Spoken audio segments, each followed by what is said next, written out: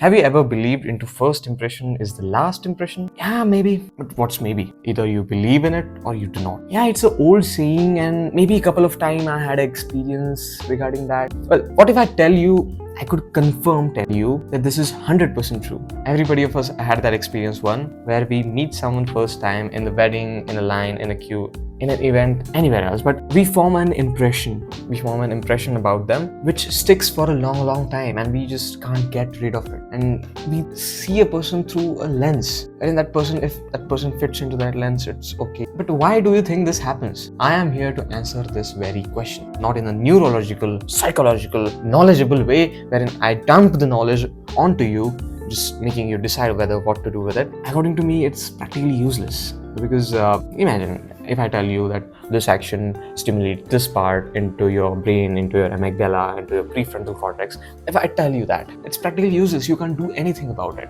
You just know that it happens unless you have some sort of crazy neurocontroller when you can control what to stimulate into your brain and all. But we do not have. So don't you think we must have more control over our body?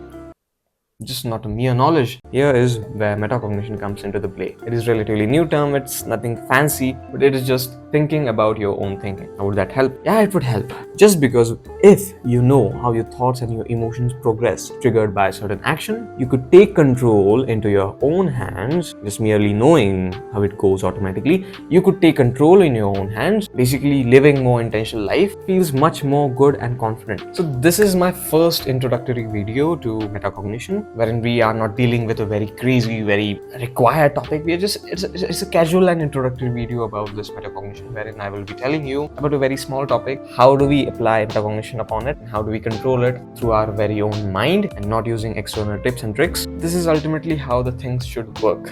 So I hope you enjoy this video. So hi, I'm Keval. I'm a medical student who is mad about psychology, and in this video I'll be explaining you why the first impression is actually the last impression and how to control it for your benefit. Okay, let's dive into the main content. So what actually happens during the first impression? It's very simple if you break it down.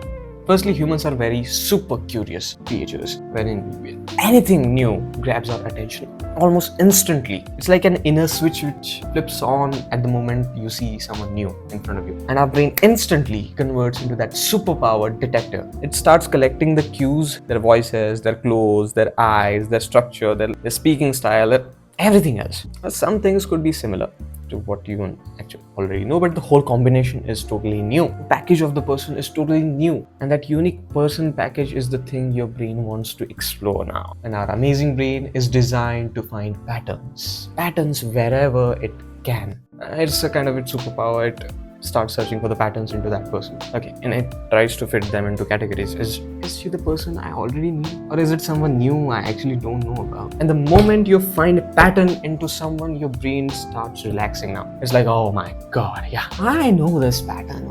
I don't need to think about it anymore. I just will be relaxed. I will be saving my energy. And at that point, it relaxes a bit and it stops working so hard about figuring out that person. And this pattern becomes a filter now.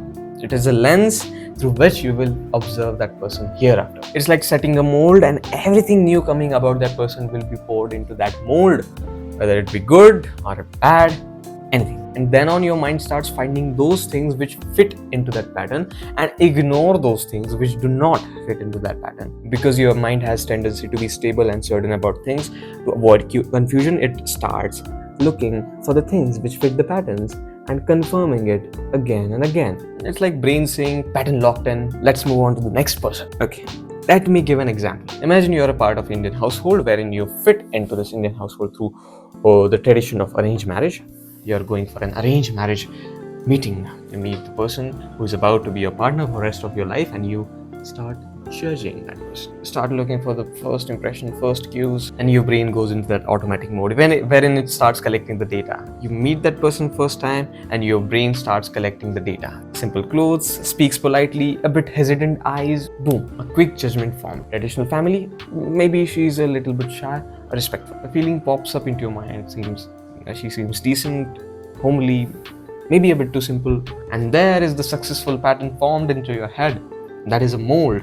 That is a lens through which you will be seeing that person the rest of the time. Now the confirmation bias kicks in, and now you are seeing through the lens. Now if she talks about values, tradition, yeah, that confirms that she is a traditional person. Maybe if she is too quiet, it confirms that she is a shy person. That's what I was talking about. She is a shy person. Yeah. If she shows some modern views about something, then you may say that, yeah, maybe she is trying to fit with me, she is trying to adjust and everything. You just keep on confirming what you have already thought. And the image is formed, the girl I met is simple, homely, traditional. And the future chats and conversations will be all around this lens, wherein you will be observing that person through that lens until something very catastrophic happens, wherein she's just betraying you and she's a whole new person. And most of the time, something that dramatic won't happen into your life. But that's it.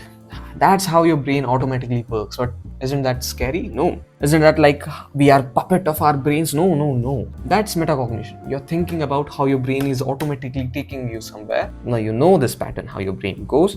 You just be aware about it. And next time when you encounter someone new, you just ask yourself whether I am following that automated pattern, whether my brain is driving me and it's not the other way around. You ask yourself, you take the control, and you no longer are in that autopilot mode. And that's how metacognition works. You become more powerful, happier, confident, intentional, whatever you can imagine. And this is real human potential. We never used to think that way. Maybe we must have thought this way some or other time, but we don't actually take it seriously and actually apply it into our lives. But that's the way we must live, on the manual mode, not on autopilot mode. And actually we do mostly live into that autopilot mode. That's the sad thing. And this is just a beginning on this channel. We'll be exploring many more ways how metacognition could be helpful and sometimes life-changing for you. I'll be posting the videos regarding the knowledge about metacognition, the latest research about metacognition. We'll be up to date with this new thing. According to science, about 80 to 90% population would actually use this trick very easily, because those 10% remaining would be suffering from something like ADHD, undiagnosed ADHD, wherein they can't control their thoughts. It's quite unfortunate, but it's actually the thing. And those people would find it hard to use metacognition. But other 90% people would easily use this into their lives, and that's where I'm focusing upon. I want to make sure that all of you should at least understand what this whole thing is about, what this whole fuss is I'm talking about, and over time develop this skill into all of us. So like this video if you actually like it, subscribe this channel if you want to join my journey, and comment whatever is coming into your mind right now.